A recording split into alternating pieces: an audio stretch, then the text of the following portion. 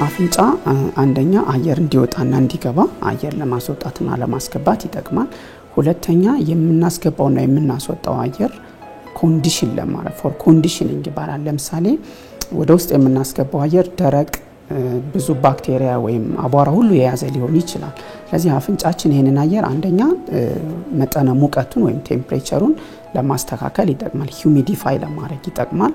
ሌላ አብረው የሚገቡ ባክቴሪያ ወይም ደስት ፓርቲክሎችን ትራፕ አድርጎ አጣብቆ በማስቀረት አየርን ፊልትሬት ለማድረግ ያስችላል።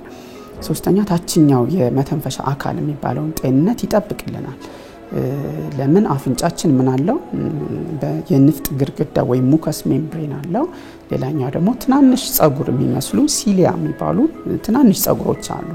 ስለዚህ እነኚህ አንደኛ ደስት ወይም አቧራን አጣብቆ በመያዝ፣ ሁለተኛ ከታች ያለውን ቆሻሻ እነኚህ ጸጉር መሰል ስትራክቸሮች ከንፍጡ ጋር በመሆን ወደ ውጭ በማውጣት ያግዙናል። ሌላኛው ስኒዚንግ አለ አይደል? ማስነጠስ፣ እሱም ቆሻሻን ከታች ወደ ውጭ ለማስወጣት የሚጠቅም ነገር ነው። ሌላኛው ደግሞ ፎኔሽን ወይም ደግሞ የአፍንጫ የሚባሉ ድምጾች አሉ፣ እነሱንም ለመፍጠር ያስችላል። ሌላ ድምጽን ሪዞናንት ለማድረግ እንደዚህ ለማጉላትም ይጠቅመናል ማለት ነው። ማንኛውም ላይክ ጉንፋን ወይም ፍሉ የሚባለውም አፍንጫን ሊጎዳ ይችላል። አለርጂክ ሪናይተስ የሚባሉ አሉ። ኢንፌክሽን እንደማንኛውም ባክቴሪያም ፈንገስም ቫይረስም አፍንጫ ላይ ኢንፌክሽን ሊያመጣ ይችላል። ከአፍንጫችን ላይ የሚነሱ ቅድም እንዳልናቸው አይነት ቲዩመር ወይም እጢዎች ሊኖሩ ይችላሉ። ስለዚህ አፍንጫ ላይ ያሉ የጤና እክሎች በጣም ብዙ ናቸው። ኢንፌክሽስ በበሽታ አምጪ ተዋሲ የሚመጡ በአደጋ የሚመጡ እንደ እጢ ሆነው የሚመጡ እነኚህ ሁሉ አፍንጫ ላይ ሊከሰቱ የሚችሉ የጤና እክሎች ናቸው። ማሽተት ፊል ለማድረግ አፍንጫችሁ ላይ ያሉ ኦሊፋክተሪ ሴልስ የሚባሉ አሉ። እነሱ ከውጭ የመጣውን ኬሚካል ዲቴክት አድርገው ኦሊፋክተሪ ወደሚባለው ነርቭ ሄዶ ነርቭ አእምሯችን ላይ ሄዶ ኢንተርፕሬት ሲያደርግ ነው ሽታውን ፊል ማድረግ የምንችለው። ስለዚህ ማሽተት አለመቻል ከነኚህ የትኛውን ቦታ ላይ ችግር ካለ ማሽተት ያለመቻል ችግር ሊገጥመን ይችላል። አንደኛ የአፍንጫ ግርግዳ ላይ ማንኛውም አይነት ጉዳት ካጋጠም ጉዳት ሊሆን ይችላል፣ ኢንፌክሽን ሊሆን ይችላል። ሌላኛው ደግሞ ነርቭ ላይ ችግር ካለ አሁን በህመም ምክንያት ወይ በጉዳት ምክንያት፣ ሌላም የአእምሮ ወይም ደግሞ አእምሮ ላይም ሌላ ችግር ካለ የመቅመስ አለመቻል ችግር ሊኖር ይችላል።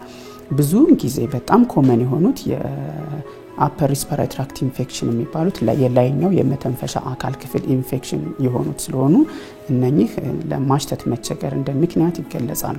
ከረንትሊ በጣም የሚጠቀሰው ኮቪድም ከረንት እንትን ስለሆነ የመተንፈሻ አካልን የሚያጠቃ ስለሆነ፣ ስለዚህ የመተንፈሻ አካልን የሚያጠቁ አብዛኞቹ ቫይራል ናቸው፣ ባክቴሪያም ሊሆን ይችላል። እነኚህ ካጋጠሙን የመቅመስ ችግር ሊያጋጥም ይችላል ማለት ነው።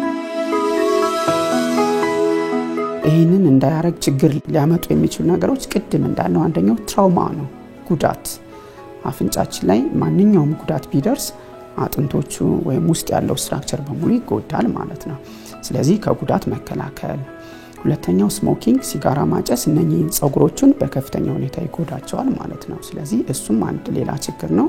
ስለዚህ ሲጋራ ማጨስን መቀነስ፣ አብዝቶ አልኮል መውሰድን አሁንም መቀነስ። ሌላ ደግሞ አለርጂክ አንዳንድ ሰው ለአቧራ አለርጂ ሊሆን ይችላል፣ አንዳንድ ሰው ለሽቶ አለርጂ ሊሆን ይችላል፣ አንዳንድ ሰው ስለዚህ አለርጂክ የሆነብን ነገር ካለ እሱን መለየትና እሱን ማስወገድ፣ የስራና የመኖሪያ አካባቢያችንን ከደስት ምናምን ንጹህ ማድረግ እና ከሲጋራም ባይሆን ሌሎች ስሞክ ከነሱም መከላከል አፍንጫችን ጤናማ ይሆንና እነዛን ጥቅሞች እንድናገኝ ያስችላል ማለት ነው።